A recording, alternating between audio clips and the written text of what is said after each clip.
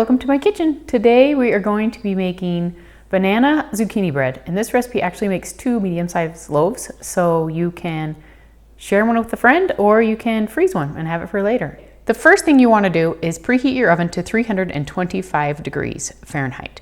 Then you want to prepare 2 medium-sized loaf pans.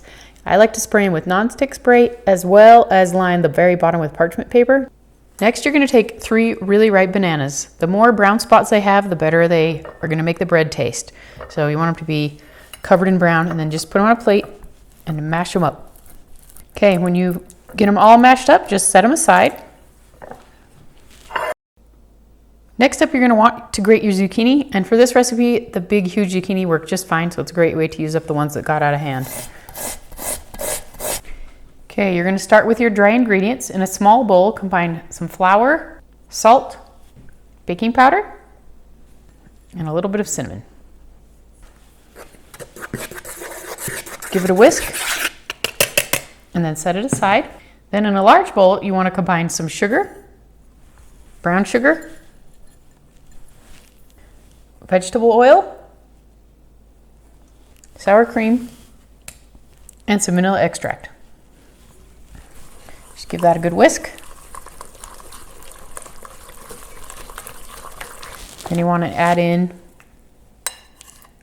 your mashed banana. Next, you add a cup of grated zucchini. Whisk those together.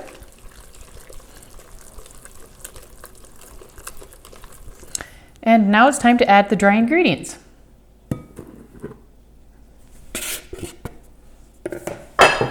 You want to use a light touch so that your bread isn't tough. So just stir it together until all the flour is moistened, making sure you scrape the sides of the bowl. Okay, at this point you can stir in a little bit of nuts if you like. Okay, it's time to add our batter to our pans.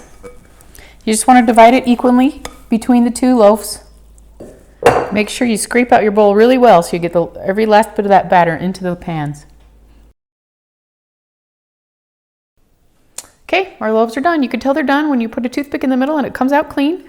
And then to get them to come out of the pan easier, you want to let them sit in the pan for 5 to 10 minutes. And ours have already done that, so I'm going to go ahead and dump them out. Then you want to take the parchment paper off the bottom.